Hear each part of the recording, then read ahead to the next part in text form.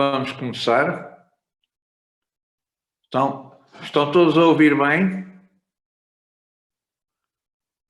Estão? Sim. Ok. Então, perdão. Vamos continuar a aula que estávamos a ter, portanto, acerca da estrutura histológica, da estrutura microscópica do aparelho reprodutor feminino. Na aula passada, nós tínhamos visto a composição do ovário, de vários aspectos, portanto, e agora vamos então continuar no aparelho reprodutor. Portanto, vamos passar para a trompa uterina, a trompa de Falópio, ou também no Junqueira e Carneiro aparece o termo tuba uterina. Qualquer um desses termos pode ser utilizado.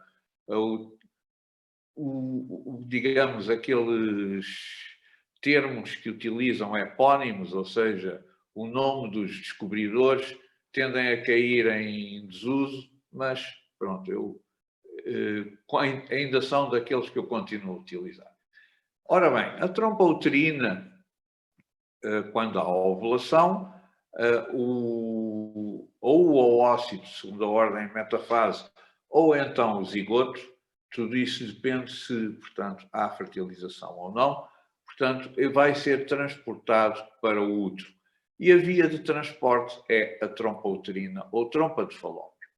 Nesta trompa de Falópio estamos a ver aqui, neste caso, na espécie humana, está aqui metade do útero e temos aqui, não está aqui o ovário. Atenção, é só a trompa que começa aqui, o ovário estaria aqui, a trompa começa aqui e depois tem um segmento, dito segmento intramural, que perfura a parede do útero.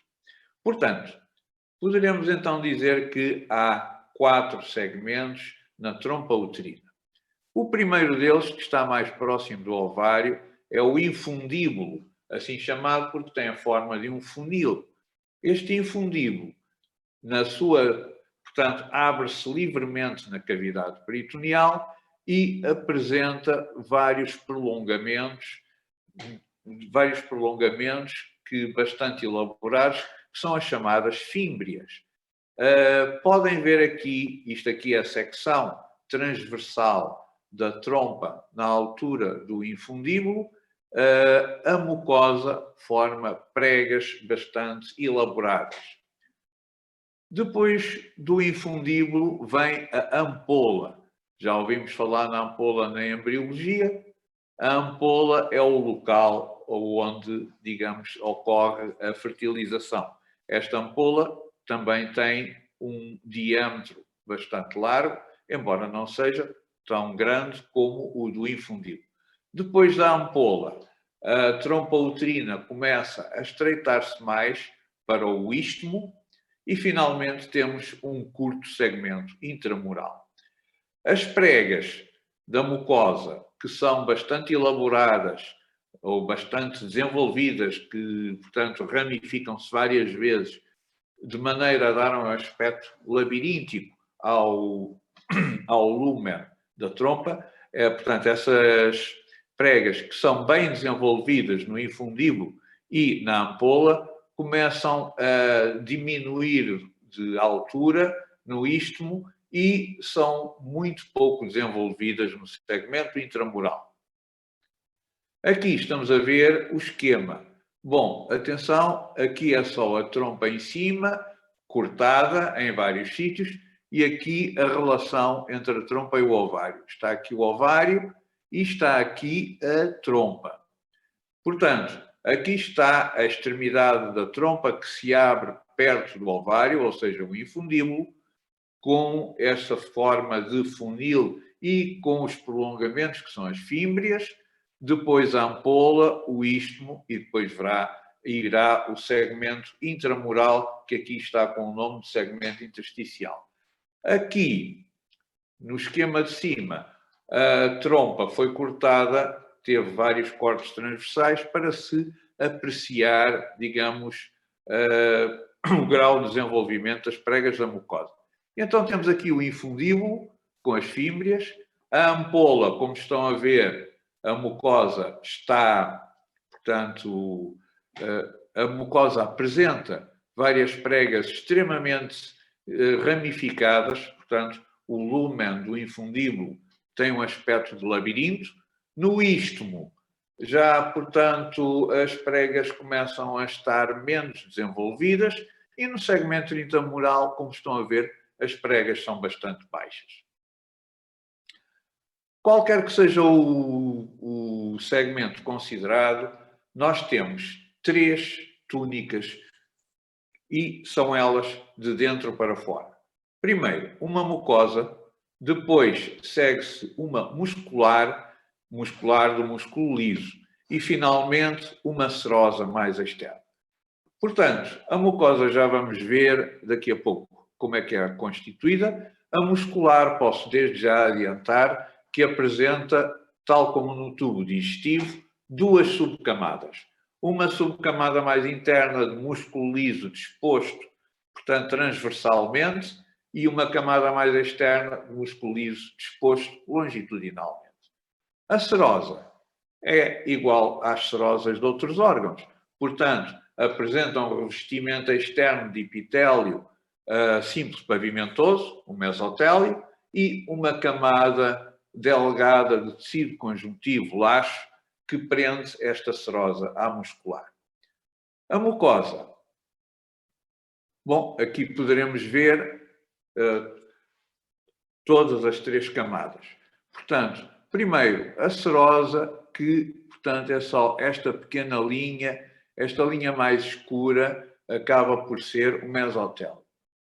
E depois, tecido conjuntivo submesotelial. A muscular está aqui, as 2 camadas, 2 subcamadas não se notam bem, e finalmente aqui a mucosa, que apresenta várias pregas, aqui está o lúmen. Então, na mucosa nós temos um epitélio, claro, esse epitélio é simples cilíndrico, e uma lâmina própria de tecido conjuntivo laxo. Portanto, lâmina própria de tecido conjuntivo laxo, lâmina epitelial ou epitélio simples cilíndrico. Neste epitélio simples cilíndrico existem 2 tipos de células. As células secretoras, portanto, células cilíndricas em que o polo apical não apresenta especializações, e são células que vão segregar um líquido com proteínas. Portanto, estas células apresentam uma ultraestrutura de células que segregam, células exócrinas, que segregam proteínas. Elas formam grupos que estão entremeadas com outros grupos de células ciliadas.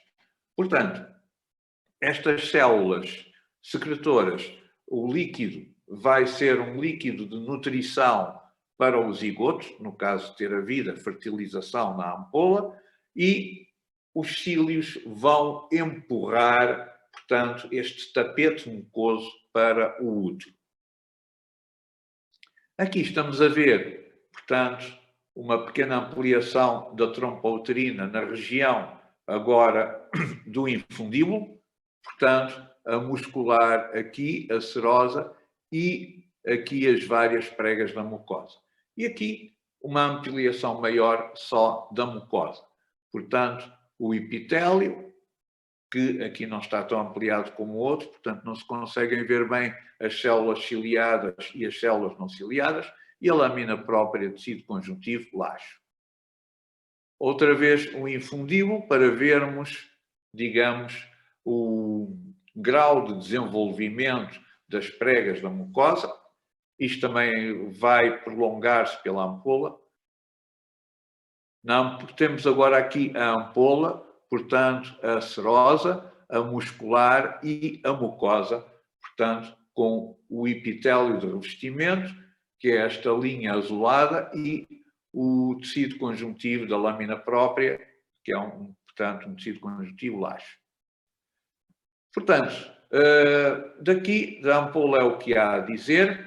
Vamos então agora passar para o útero. Este é o útero da espécie humana, é o útero que é, portanto, Perdão, é só um instantinho. É o útero que é descrito no Junqueira e Carneiro. Neste caso, o útero tem a forma de uma pera invertida, portanto, apresenta uma zona com um lúmen relativamente amplo, que é o corpo do útero. A parte mais superior, porque estamos a falar de um bípede, do humano, é o chamado fundo do útero, e depois, na parte inferior, há um canal de parede bastante espessa, que é o colo do útero ou cérvix. A constituição histológica do útero é muito semelhante à da trompa. Portanto, acabamos por ter uma mucosa mais interna. Aqui a mucosa tem um nome próprio, é o endométrio. Depois temos uma muscular, que é uma túnica muscular, que é o miométrio. E, finalmente, na parte externa, teremos,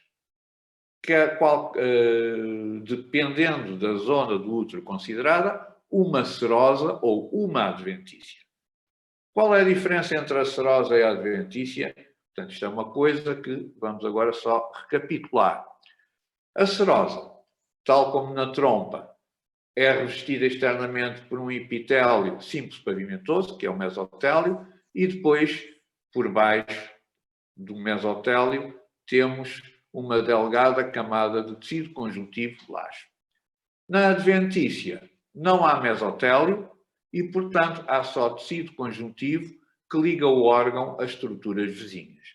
Por exemplo, no caso do útero, a porção nos humanos superior e nos mamíferos domésticos, a porção cranial ou anterior é revestida por serosa. Já a zona do colo do útero é revestida, portanto, por uma adventícia. Esta serosa ou adventícia é o perimétrio.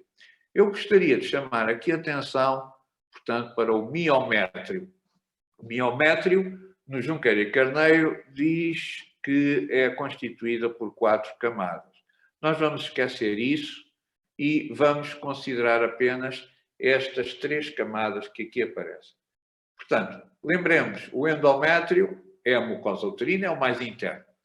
Logo a seguir, agora no miométrio, há então 3 subcamadas ou estratos. O que está mais próximo do endométrio é o chamado estrato submucoso.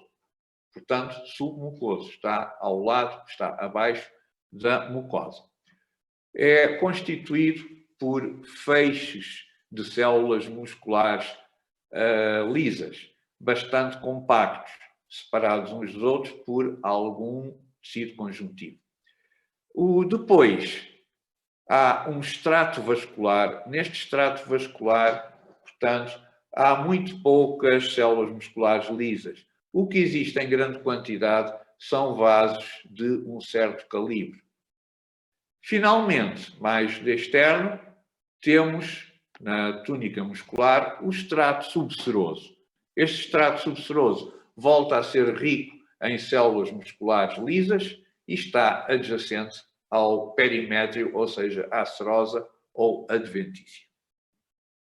De referir que as células musculares lisas do miométrio, na altura da gravidez, pois elas têm de se multiplicar.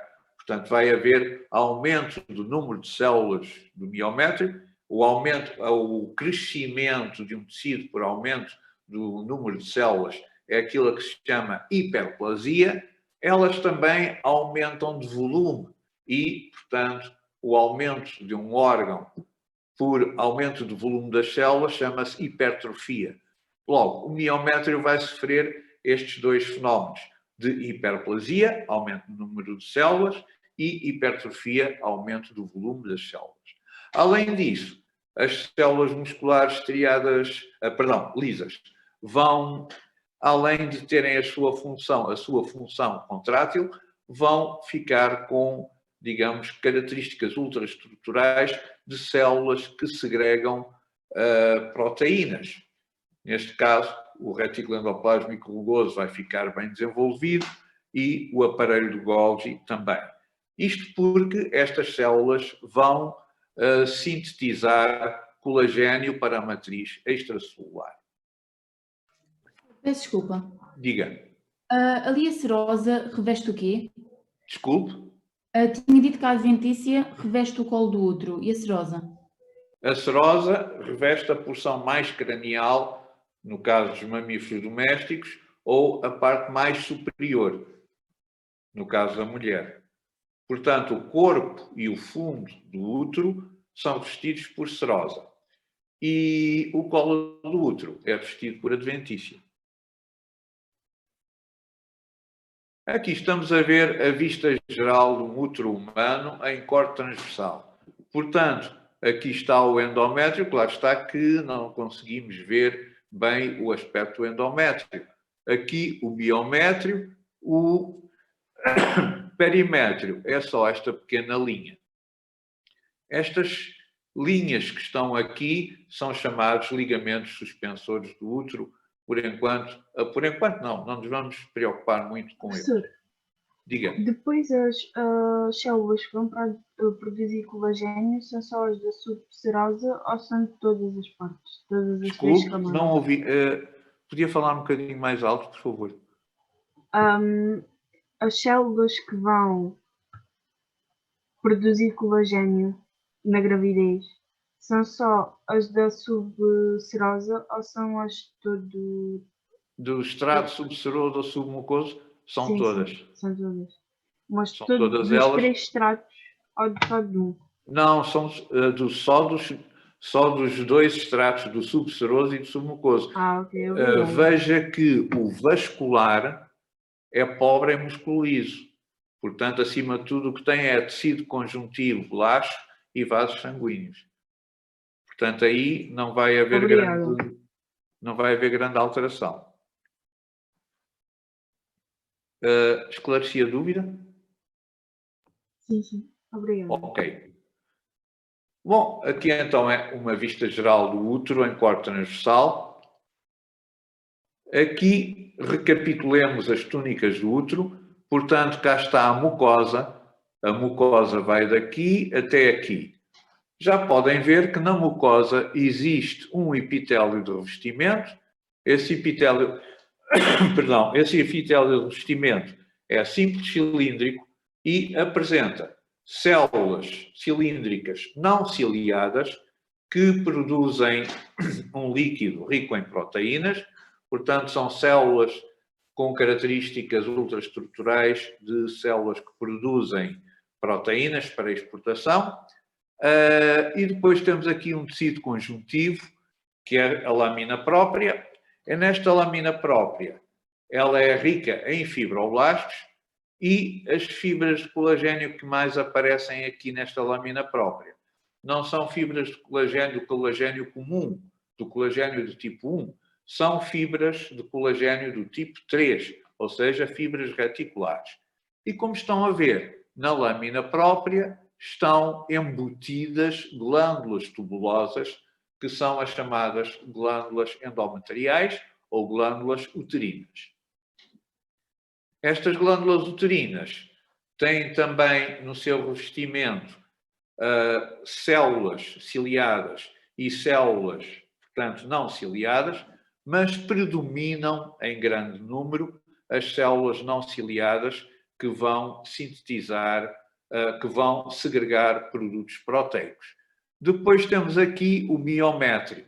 Estão a ver, aqui está o extrato submucoso, o extrato vascular aqui, com vasos sanguíneos, e aqui o extrato subseroso.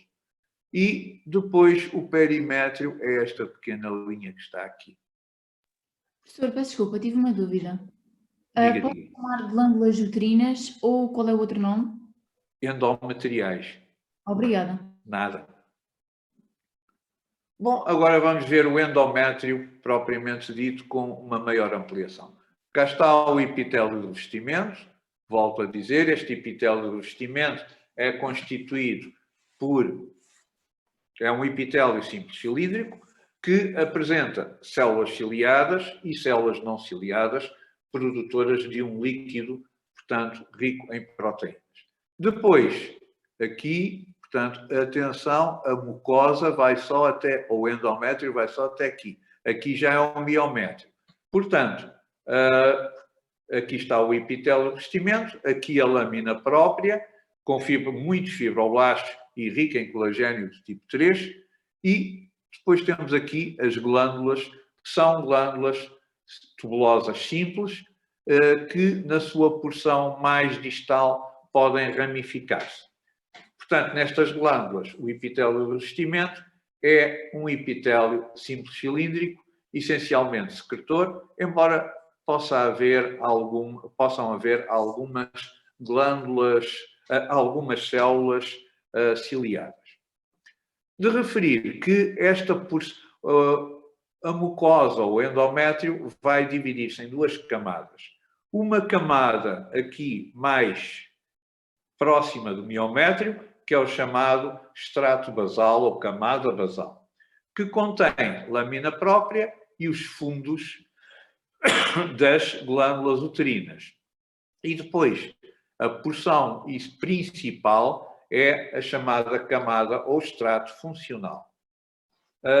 Como vocês sabem, a uma certa altura, no caso da mulher, numa certa altura do ciclo uterino, o ciclo menstrual, vai haver uma descamação do endométrio. Essa descamação é só do extrato funcional. O extrato basal mantém-se íntegro e preso, portanto, à parede uterina. Cá está agora o epitélio de revestimento da mucosa uterina, portanto, um epitélio simples cilíndrico, portanto, e conforme eu disse, algumas células são ciliadas, outras não. E aqui a lâmina própria com fibroblastos, alguns dos quais estão a ver aqui, estão em mitose. Aqui um aspecto das glândulas, portanto, aqui de uma forma em pequena ampliação, aqui com uma maior ampliação, aqui o epitélio superficial. Quanto à vascularização, portanto, no endométrio, como vimos, perdão, há duas camadas, a camada basal e a camada funcional. Cada uma destas camadas é irrigada por artérias diferentes. No miométrio existem estas artérias que são chamadas artérias arqueadas. Arqueadas porque estão dispostas em toda a circunferência portanto, da parede uterina. A partir destas artérias arqueadas vão emergir dois tipos de artérias.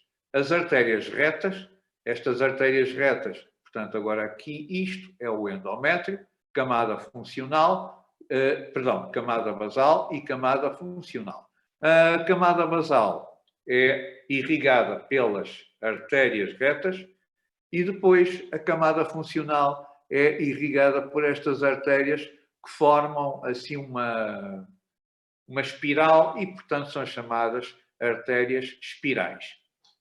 Portanto, camada basal e camada funcional apresentam irrigação sanguínea diferente.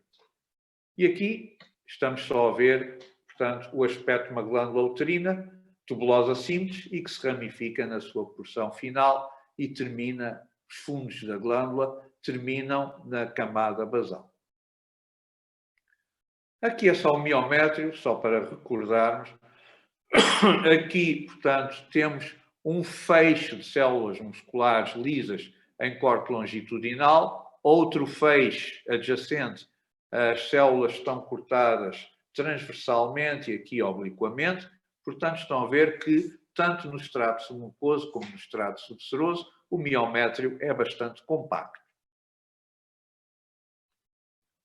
Agora vamos ver, portanto, fatores hormonais do ciclo. Portanto, como vocês sabem, há um ciclo no que diz respeito ao desenvolvimento de folículos ováricos que vão segregar, e depois, no caso da pós-ovulação, no ovário há a formação do corpo lúteo. Portanto, no ciclo dito ovárico, inicialmente há, portanto, um predomínio de estrogénios no sangue. Depois de haver ovulação, há a edificação do corpo lúteo. O corpo lúteo sintetiza progesterona, também sintetiza estrogénios, mas tanto os estrogénios, portanto, que eram sintetizados antes da ovulação, como a progesterona, que é sintetizada pelo corpo lúteo, vão atuar sobre o endométrio uterino. E, portanto, podemos considerar, na espécie humana, 3 fases sucessivas. A primeira fase até é esta, a fase menstrual, a fase da destruição da camada funcional do endométrio. Mas, portanto, normalmente começa-se pela fase proliferativa, que é aquela que segue à fase menstrual. Portanto, começamos por uma fase proliferativa, isto para um ciclo de 28 dias, um ciclo dito menstrual de 28 dias. Esta fase proliferativa dura, em média, de cerca de 10 dias. Depois, esta fase proliferativa corresponde à impregnação por estrogénios do endométrio. E de onde é que vêm esses estrogénios? Vêm daquele grupo de 15 a 20 folículos ováricos que estão a sofrer um desenvolvimento acelerado, isto devido à estimulação pela hormona foliculoestimulante, ou FSH, da adenohipófise. Portanto, temos esta fase proliferativa. Depois, dá-se a ovulação, terminou a fase proliferativa. E vai haver o pico de LH. O pico de LH faz com que o que restava do folículo, que ficou preso ao ovário, se transforme no corpo lúteo. E o corpo lúteo vai sintetizar progesterona e também alguns estrogénios. A progesterona atua sobre o endométrio e vai fazer com que o endométrio comece a segregar. As glândulas do endométrio começam a segregar. É a fase secretora, que é a fase mais longa do, portanto, período menstrual, cerca de 14 dias. No caso de não haver fertilização, o corpo lúteo está programado pelo pico de LH para trabalhar, digamos, durante 14 dias. Se não receber estímulo adicional, degenera. Ao degenerar, caem, digamos, os níveis de progesterona e vai haver aquele edifício que se construiu no endométrio sob a influência da progesterona, pois vai desabar todo e vai ocorrer a fase menstrual, que dura, em média, 3 a 4 dias. Atenção que isto são valores médios. Portanto, o ciclo menstrual pode durar mais, pode durar menos dias e até, numa mesma mulher, pode haver ciclos menstruais seguidos com duração diferente. Portanto, isto são só valores médios. Aqui mais outro esquema. Portanto, aqui é a fase menstrual de descamação do endométrio, a fase proliferativa e a fase secretora. E cá está no ovário, portanto, folículos a desenvolverem-se, começam a desenvolver-se já na fase menstrual, portanto, começa a haver o estímulo por estrogénios, essencialmente na fase proliferativa, depois dá-se a ovulação, edificação do corpo lúteo e então vai haver a fase secretora no endométrio, em que o endométrio tem uma espessura máxima. Então vamos começar pela fase proliferativa. Após a fase menstrual, o que aconteceu foi que a camada funcional do endométrio sofreu, portanto, as células e os tecidos sofreram morte, necrose e, portanto, despegaram-se da parede uterina, isto junto com a ruptura das artérias espiraladas e das veias satélites, portanto, vai haver a expulsão de fragmentos, portanto, da camada funcional do endométrio, juntamente com sangue, aquilo que chama que é a menstruação. Portanto, o endométrio fica só reduzido à camada basal, que tem tecido conjuntivo, lamina própria, e os fundos das glândulas. Ora bem, na altura da fase proliferativa, o que é que está a acontecer no ovário? Está a haver, portanto, o desenvolvimento acelerado dos tais 15 a 20 folículos. E todos eles começam a segregar estrogénios. E os estrogénios vão atuar sobre o que ficou do endométrio, sobre a camada basal, e vão fazer com que as glândulas, o epitélio das glândulas, sofra várias mitoses. E também o tecido conjuntivo da lamina própria, os fibroblastos, vão sofrer mitoses. Portanto, vamos ter a regeneração da camada funcional. Estamos a ver aqui já a superfície do endométrio atapetada por um epitélio. Esse epitélio tinha desaparecido na fase menstrual. Glândulas. Estas glândulas têm um trajeto retilíneo e estão a ver o lúmen é bastante estreito. São glândulas que não estão a segregar.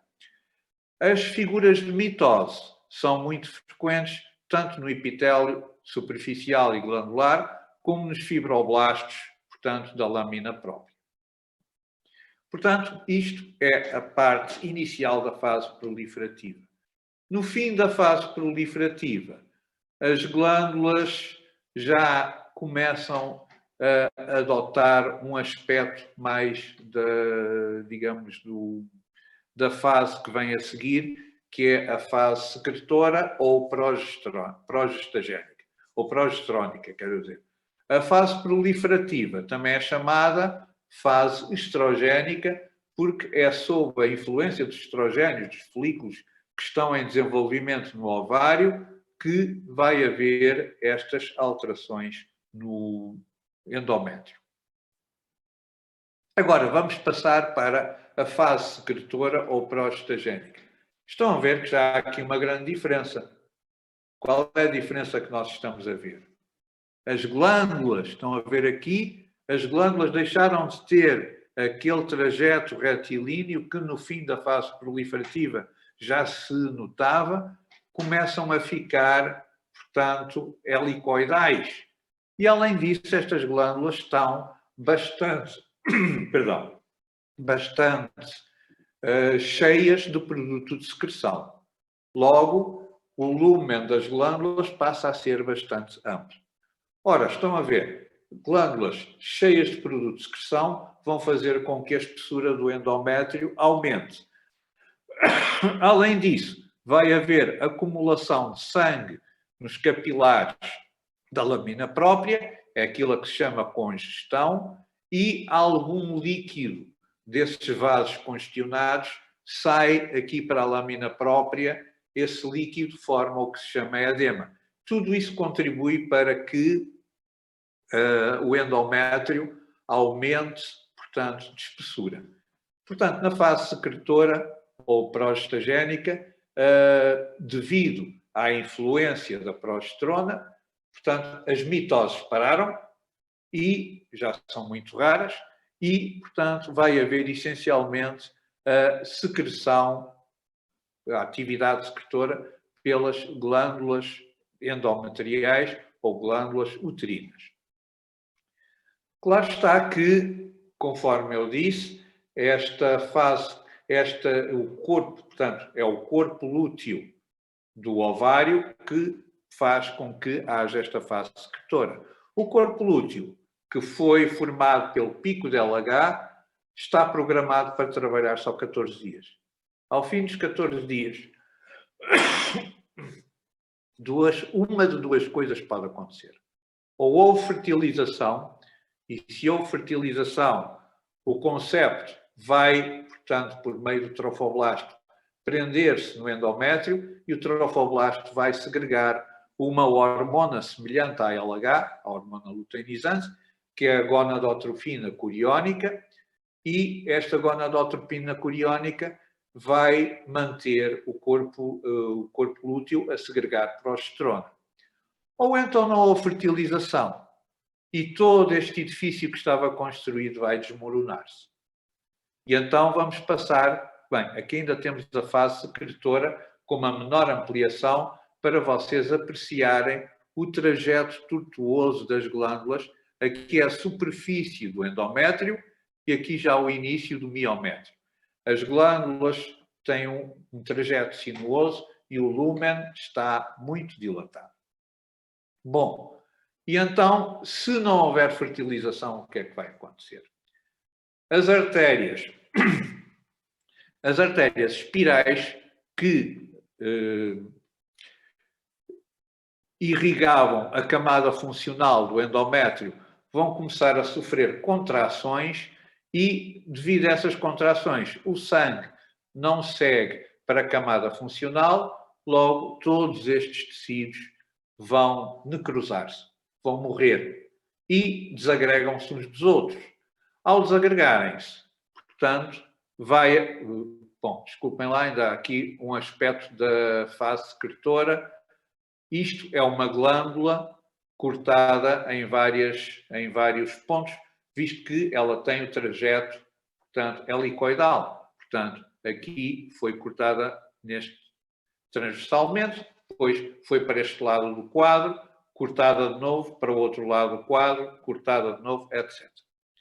E então, na fase menstrual, conforme eu disse, dá-se a tal contração das artérias espirais, vai haver a necrose da camada funcional, a camada basal tem de se manter e, portanto, os tecidos morrem e os tecidos endometriais da camada funcional morrem e, portanto, são destacados em forma de fragmentos. E, como estão a ver, há aqui muitos eritrócitos no endométrio. Eritrócitos fora dos vasos sanguíneos significa hemorragia.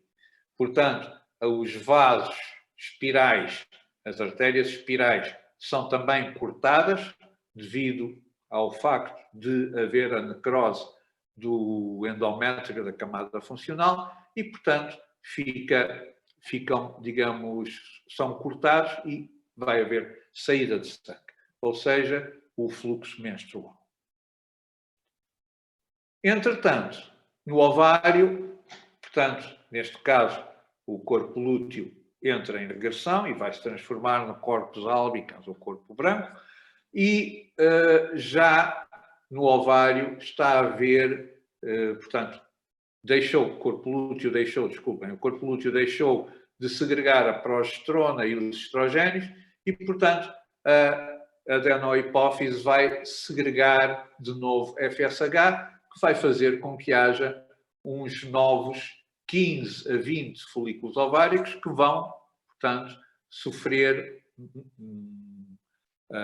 um desenvolvimento acelerado e vão começar a segregar estrogénios. E então, a partir da camada basal que ficou aqui, vai haver depois uma nova fase proliferativa, uma nova regeneração do endométrio. Bom, agora eu gostaria, vou passar a outra apresentação, vou ver se consigo. Vou deixar de partilhar esta apresentação e vou então passar para a outra. Vou ver se consigo fazer isto tudo mantendo-me no Zoom. É só um instante.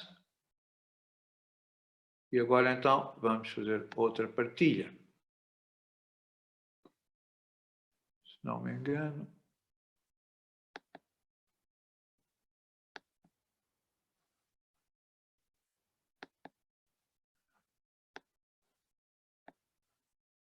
Estão a ver? Estão todos a ver aqui esta nova apresentação? Conseguem-me ouvir? Sim. Estão a ver aqui uma apresentação que tem como título Recapitulação do ciclo menstrual. Sim. Sim. Estão a vê-la, não estão? Ok. Então, vamos lá recapitular tudo aquilo que foi um bocado complexo. Vamos lá então recapitular o ciclo menstrual. Primeiro, no início do ciclo menstrual, portanto, a FSH, a hormona foliculoestimulante, vai fazer com que haja um desenvolvimento acelerado de um grupo de folículos ováricos, entre 15 a 20. São recrutados no ovário ao acaso. Este desenvolvimento vai ocorrer durante as fases menstrual e proliferativa do endométrio. Portanto, à medida que os folículos vão avançando, portanto, vão segregando quantidades cada vez maiores de estrogénios desde o início da fase proliferativa. E isto é o que vai fazer com que haja, portanto, regeneração da camada funcional do endométrio. O estrogênio vai atuar a vários níveis. Portanto, no útero, como vimos, vai haver a regeneração do endométrio, mais propriamente a camada funcional, e vai dar-se então a fase proliferativa do ciclo menstrual. Além disso, o estrogênio, que vai sendo segregado em quantidades cada vez maiores, vai provocar a frenação, vai inibir a produção da FSH hipofisária. Portanto, por feedback negativo. Ao mesmo tempo, estas quantidades crescentes de estrogênio vão provocar também na adenohipófise, nas células gonadotróficas, a síntese de quantidades cada vez maiores de LH, só que LH mantém-se dentro das células gonadotróficas. Só quando os estrogénios chegam a um pico, então vai haver a libertação brutal e de curta duração de LH, que é o pico de LH. Este pico de LH, como já sabemos, vai, portanto, provocar o fim da primeira divisão meiótica, de maneira a formar-se um ósseo de segunda ordem, a metafase e o primeiro glóbulo polar, vai condicionar a ovulação e, além disso, na vagina, como iremos ver, o epitélio da mucosa vai sintetizar e acumular o polissacárido glicogênio. Portanto, vai-se dar a ovulação devido ao pico de LH. Desculpem lá. O pico de LH vai, conforme eu disse, programar as células que ficaram, da granulosa que ficaram no ovário e também da teca interna, a transformarem-se no corpo lúteo. O corpo lúteo vai segregar durante 14 dias, e essencialmente progesterona, mas também algum estrogênio. A progesterona vai fazer com que o útero entre na fase secretora do endométrio. Além disso, vai haver a inibição das contrações do miométrio. Isto é muito importante para que, no caso de ter havido fertilização, o concepto consiga prender-se ao endométrio. Se houver contrações musculares, pois o concepto não consegue prender-se. E, além disso, esta progesterona vai fazer com que vai exercer um feedback negativo sobre a secreção da hormona luteinizante na hipófise. Ora bem, a queda do nível da hormona luteinizante só ao fim dos tais 14 dias provoca a regressão do corpo lúteo, porque o pico de LH programou as células do corpo lúteo para segregarem progesterona durante 14 dias. Bom, não havendo fertilização, então, ao fim dos 14 dias, portanto, não há nenhum estímulo para, portanto, estimular, desculpem o termo, o corpo lúteo entra em regressão. E, portanto, os níveis de progesterona e estrogênio vão cair abruptamente e, então, isto vai provocar a fase menstrual do endométrio. Ou seja, todas estas informações que estão misturadas no Junqueira e Carneiro, eu achei que era melhor pôr aqui, portanto, este pequeno resumo para ser mais fácil de vocês apreenderem. Agora, a baixa do nível, portanto, a baixa do nível de estrogênio que ocorreu devido portanto, à involução do corpo lúteo, vai levantar o feedback negativo sobre a hipófise. E a hipófise vai de novo segregar a hormona foliculoestimulante.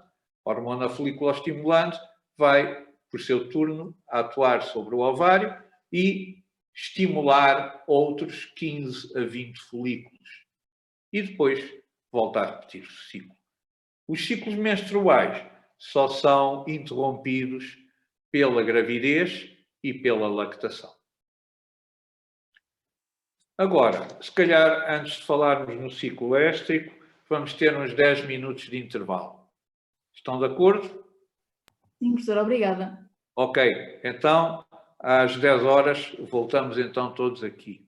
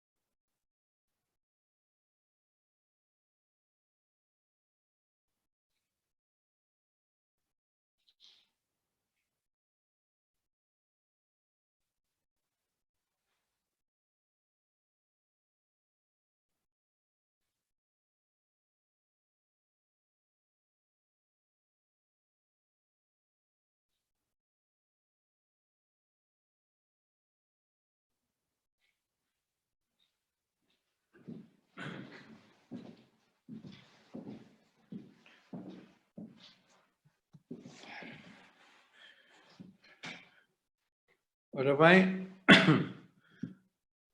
vamos então continuar a aula. Conseguem-me ouvir?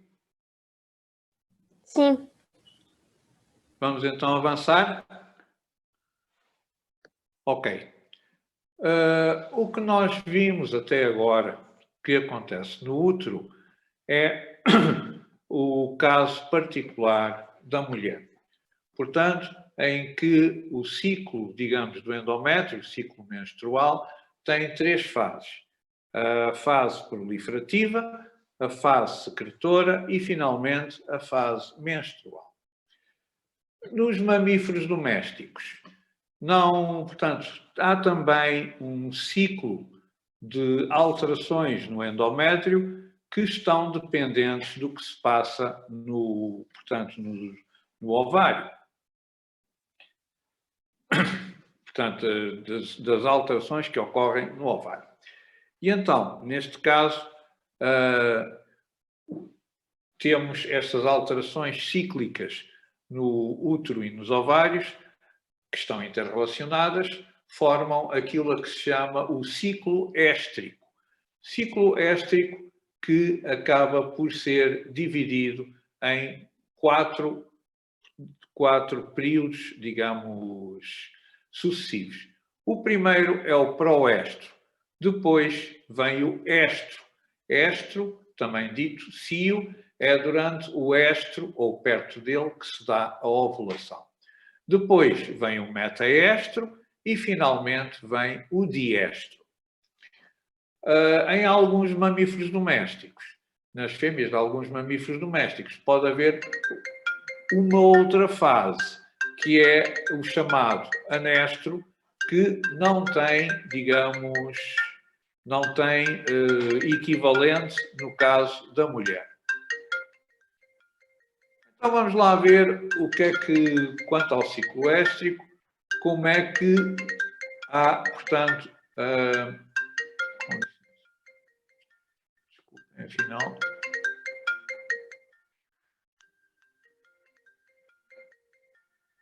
afinal foi comigo. Desculpem, eu estou a tentar. Bem, desculpem, vamos ter de avançar com este som.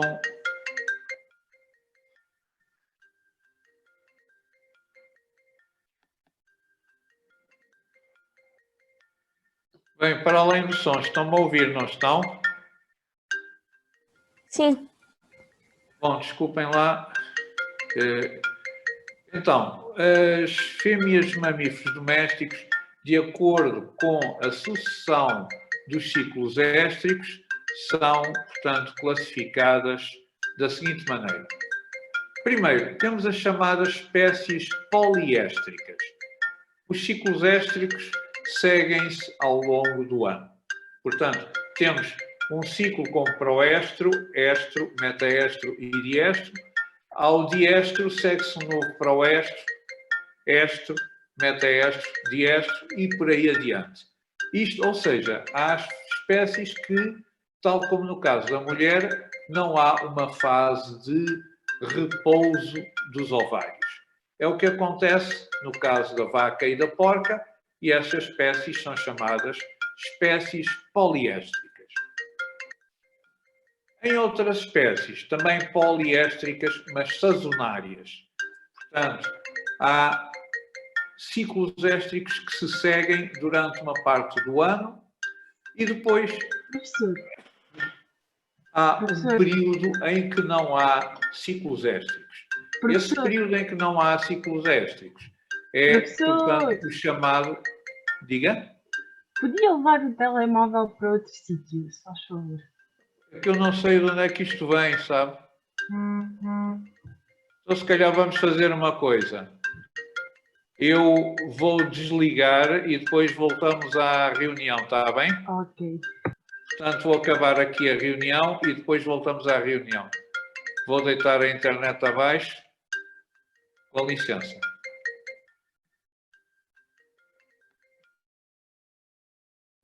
As nossas aulas têm sempre uma cena destas, isto é impressionante. Mano, como é que ele não sabe? Oh, mano. Não é o telefone dele a tocar. Acho que Yeah. não, porque ele tem um Mac e deve ser tipo um alarme. Ai, por amor de Deus. Como é que aquilo não acabava? Ai, tipo 3 minutos seguidos. Não As vi nossas aulas nada. são sempre uma animação. Só que eu acho que ele também estava a ficar bem confuso, tipo, a explicar com aquele toque. Depois esse filho estava a tentar falar e ele não ouvia. Professor, Berrar.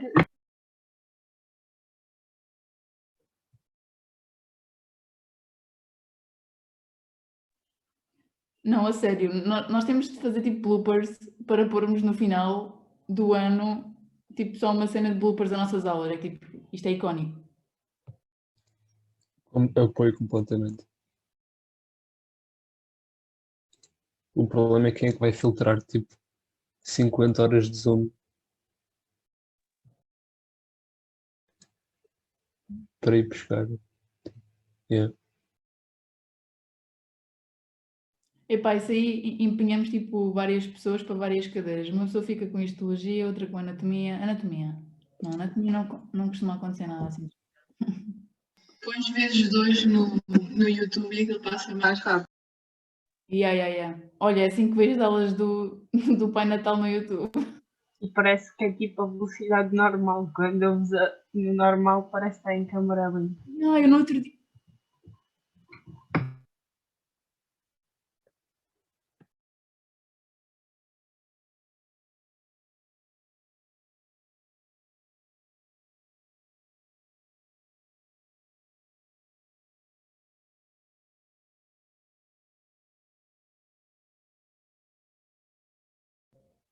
O professor basou outra vez.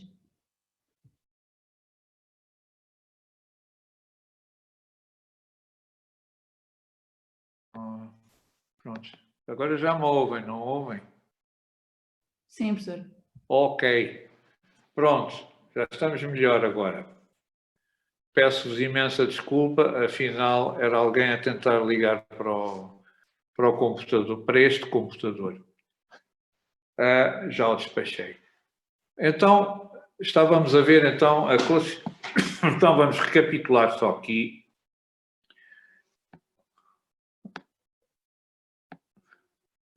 Estão a ver a apresentação?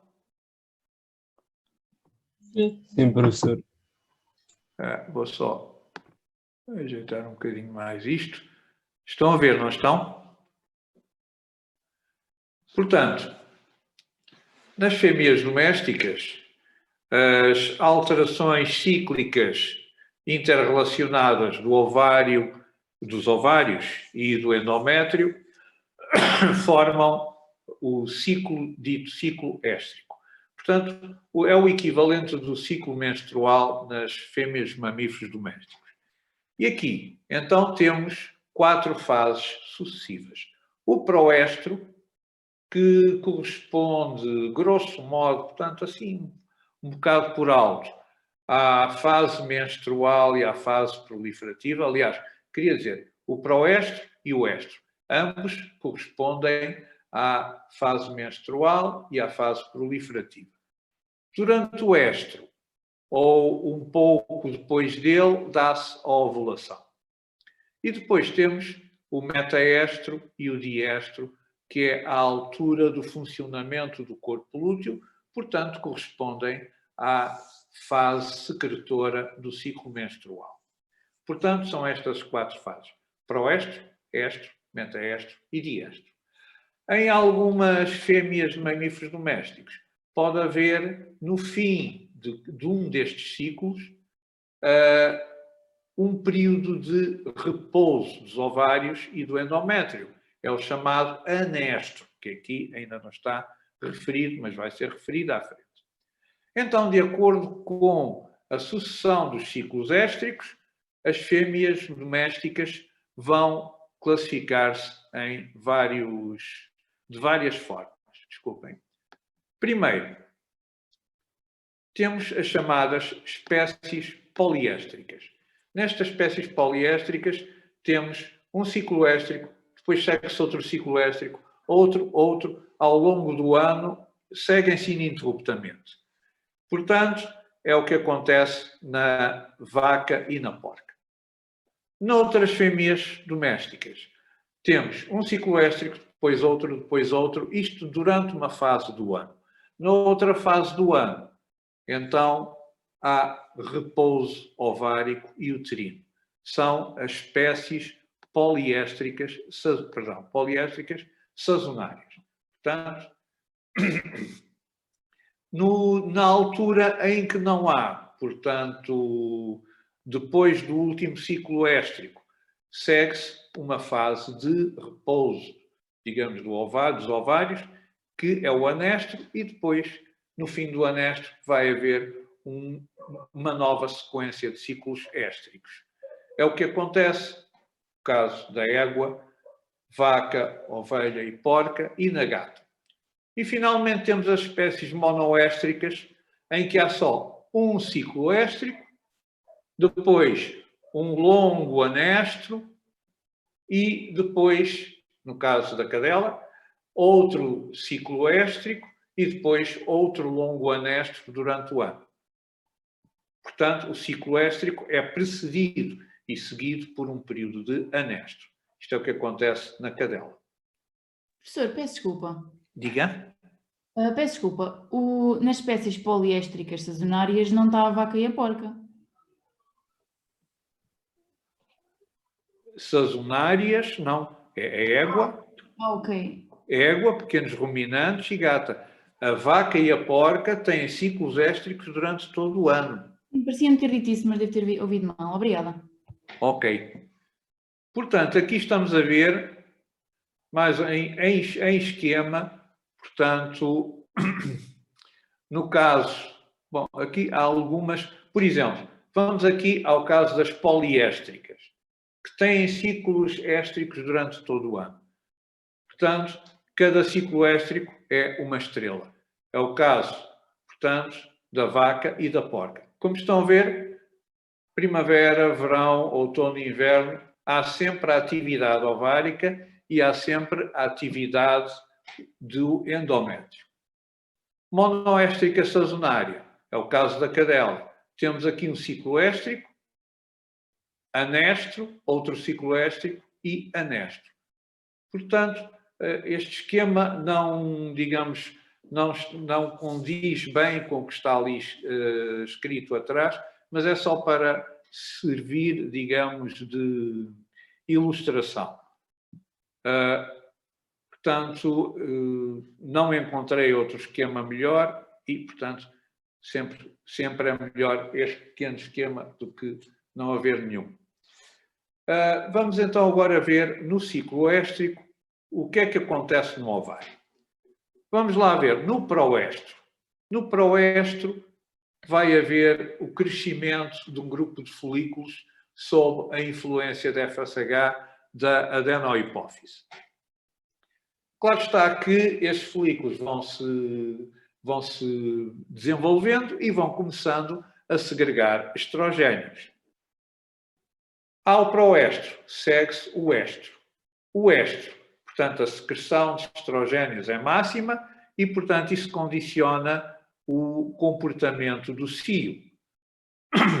Além disso, como a secreção de estrogénios é máxima, ela vai fazer o feedback negativo sobre a hipófise e, portanto, a secreção de FSH começa a ser, portanto, inibida. Além disso, começa a haver o início da secreção da LH, que vai provocar a ovulação. Depois do éstro, temos o metaéstro.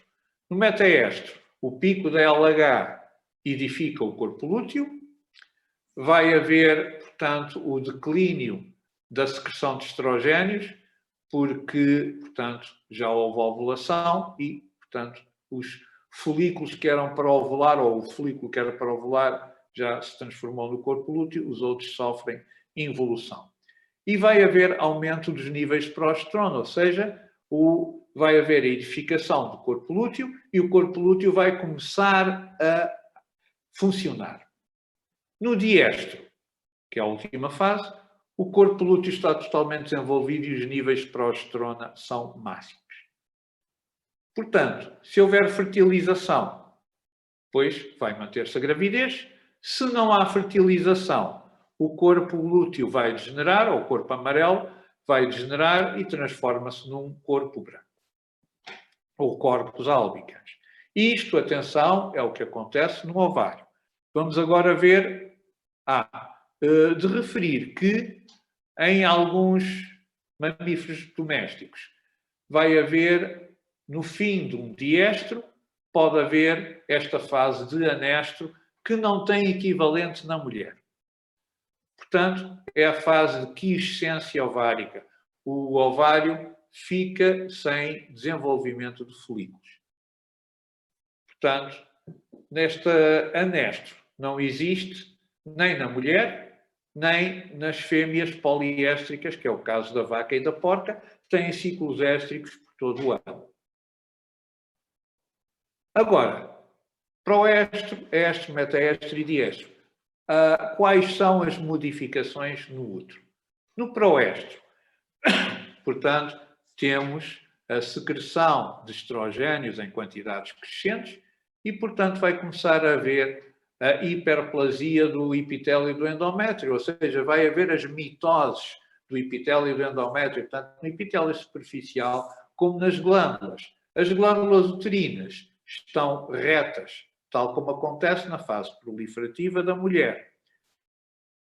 Vai haver aumento dos vasos da lâmina própria e pode ocorrer uma pequena hemorragia, no caso da cadela. Hemorragia é essa que se pode exteriorizar. Atenção, esta hemorragia não equivale à menstruação da mulher. Não sei se vocês já ouviram dizer que as cadelas menstruam-se. Alguém já ouviu dizer isso?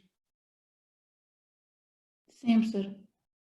Pois, estão a ver que esta hemorragia que pode ocorrer, não ocorre em todas as cadelas, mas pode ocorrer na fase de proestro. Estão a ver, proestro é uma fase construtiva, é uma fase em que o endométrio está a edificar-se.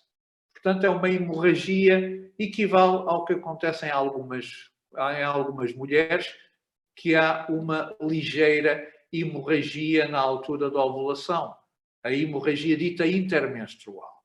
Agora, na menstruação, a hemorragia da menstruação é um processo que está ligado não com a construção do endométrio, mas com a destruição do endométrio. São duas coisas totalmente diferentes. Alguma dúvida? Portanto, nesta hemorragia que ocorre no proestro da cadela, não há qualquer descamação do endométrio, não há qualquer processo destrutivo.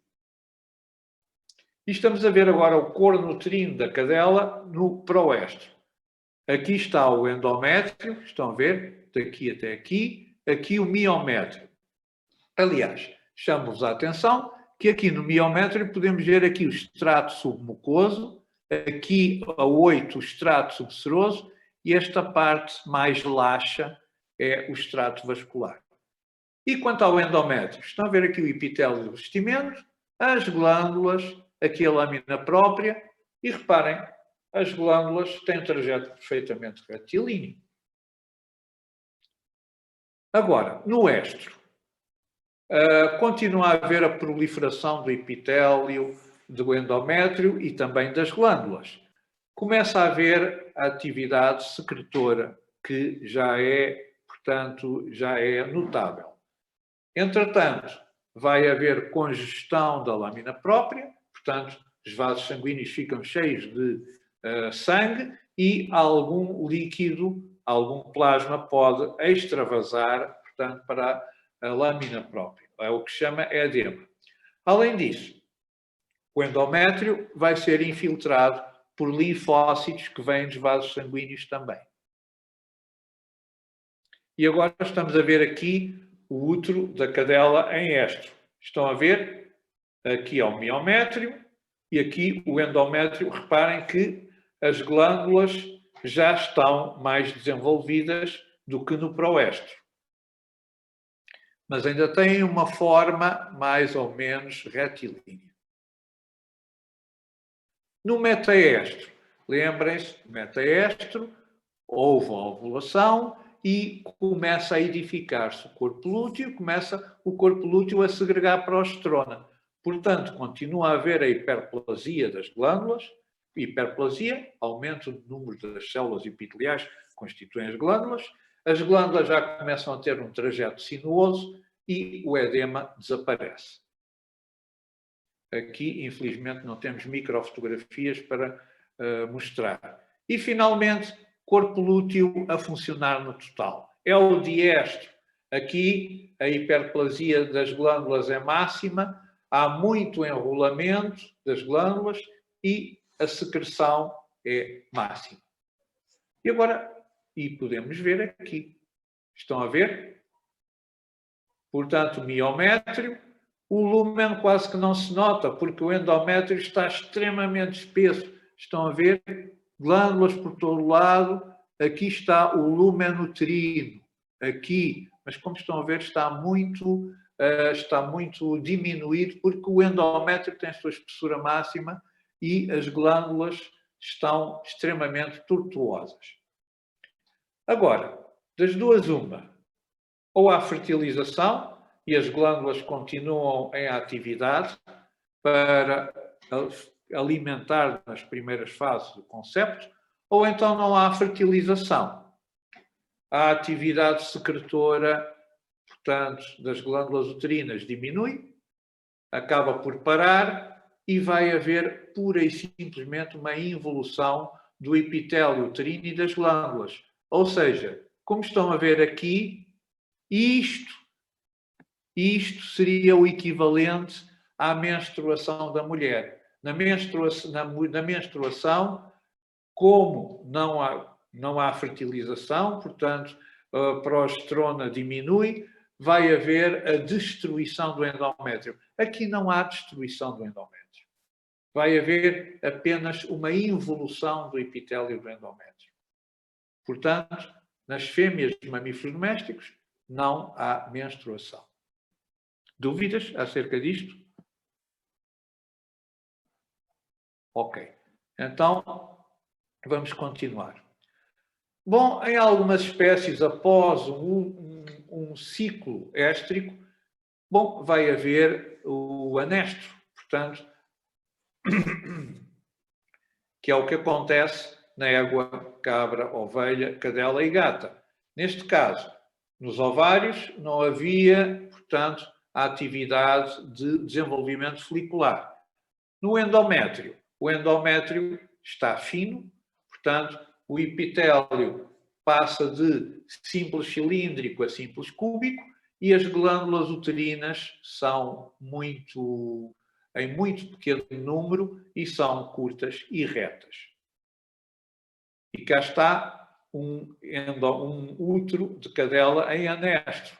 Cá está aqui o endométrio, aqui é uma pequena ampliação, mas praticamente não se consegue. Há aqui algumas glândulas, mas pouquíssimas.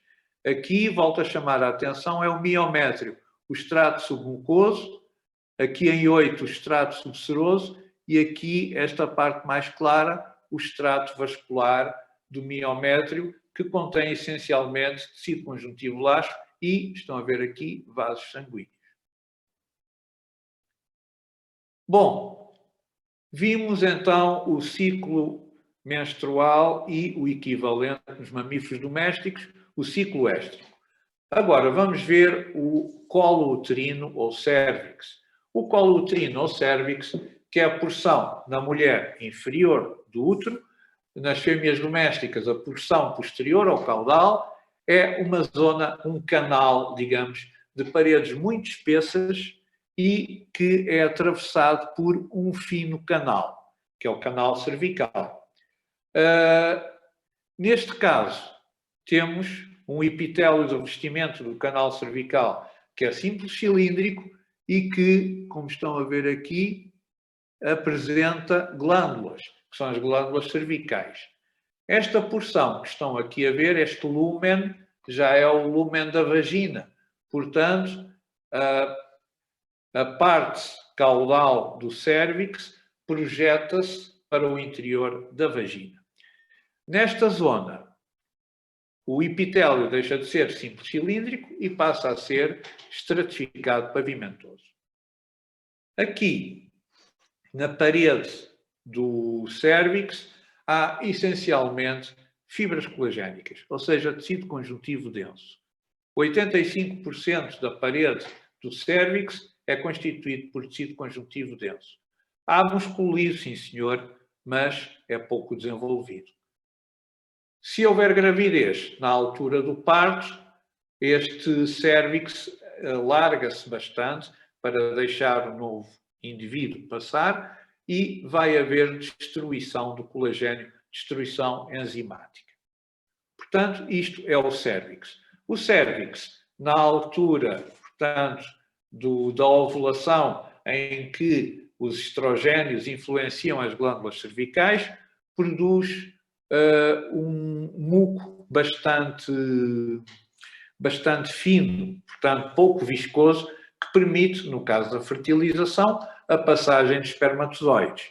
Mais tarde, quando o corpo lúteo está a funcionar, o muco, devido à estimulação pela progesterona, o muco torna-se mais espesso, impedindo a passagem de possíveis bactérias da vagina para o interior do útero. Bom, depois de cérvix vem a vagina. Está aqui a vagina com a sua parede e que apresenta, desde o lúmen até ao exterior, 3 camadas. Uma mucosa, uma muscular e, finalmente, uma adventícia. A mucosa é revestida por um epitélio estratificado pavimentoso. As células mais superficiais que estão aqui representadas, cá está, o epitélio da mucosa da vagina, epitélio estratificado pavimentoso, as células superficiais. Perto da ovulação, algumas delas podem se queratinizar ligeiramente, mas nunca chega a haver uma queratinização completa com formação de placas de queratina. Também, durante a fase proliferativa, estas células epiteliais vão acumular glicogênio. Mais tarde, essas células são descamadas para o lúmen da vagina, libertam glicogênio no lúmen da vagina e há algumas bactérias na microbiota, portanto, na flora microbiana da vagina, que vão degradar o glicogênio em glicose e a glicose em ácido lático, de maneira que o pH seja mantido na acidez. Esta acidez do lúmen da vagina impede a proliferação de bactérias patogénicas. A lâmina própria da vagina é constituída por um tecido conjuntivo laxo, muito rico em fibras elásticas. Depois temos a túnica muscular, que é constituída por músculo liso, essencialmente músculo liso em disposição longitudinal. Quanto à adventícia, é constituída por tecido conjuntivo denso, que vai ligar a vagina às estruturas adjacentes. Neste tecido conjuntivo denso também existe uma grande quantidade de fibras elásticas. Agora, os órgãos genitais externos. Portanto, temos a vulva. A vulva que é constituída pelo vestíbulo. O vestíbulo é o espaço que fica entre os lábios menores da vulva. O clitóris, que é o órgão, portanto, erétil feminino. Os lábios menores, que são pregas, que são, digamos, a continuação da vagina. E os lábios maiores da vulva, que estão lateralmente em relação aos lábios menores. Atenção, estes lábios maiores da vulva existem na mulher, mas não existem nos mamíferos domésticos. Os lábios da vulva dos mamíferos domésticos correspondem aos lábios menores. Portanto, de referir que tanto o vestíbulo, clitóris, lábios menores, lábios maiores, no caso da mulher, são revestidos por um epitélio que é estratificado pavimentoso. Nos lábios maiores A superfície externa dos lábios maiores, o epitélio é estratificado, pavimentoso, queratinizado, portanto, é semelhante à pele. Apresenta pelos característicos, chamados pelos púbicos, associados, portanto, a glândulas sudoríparas e sebáceas. Já a face interna dos lábios maiores tem um aspecto mucoso e a queratinização é menos evidente. Quanto aos lábios menores, ambas as superfícies são revestidas por epitélio estratificado, ligeiramente estratificado pavimentoso, ligeiramente queratinizado e sem pelos. Atenção que os lábios menores, no caso das fêmeas domésticas, apresentam na sua superfície externa pelos. O clitóris acaba por ser o equivalente, portanto, à glande peniana e é revestido, portanto, em tecido erétil, com cavernas eréteis, portanto, de cavernas, vasos de lumen irregular e revestidos por um endotélio, e o clitóris é revestido externamente por um epitélio estratificado pavimentoso. Portanto, ao vestíbulo vão ter glândulas, que são chamadas glândulas vestibulares, as glândulas vestibulares maiores, também chamadas glândulas de Bartholin, e as glândulas vestibulares menores. Estas glândulas vestibulares menores localizam-se, perdão, essencialmente à volta do clitóris e na zona de união da uretra feminina com a vagina. E daqui é o que há a dizer. Portanto, terminamos o estudo da estrutura histológica do aparelho genital feminino. Volto a dizer, tal como o professor Mário Pinho me disse, que a matéria de teóricas está terminada, depois seguir-se-á, portanto, as aulas práticas. Alguma dúvida? Não, obrigada, professor. Ok. Então, por hoje é tudo. Vou então terminar.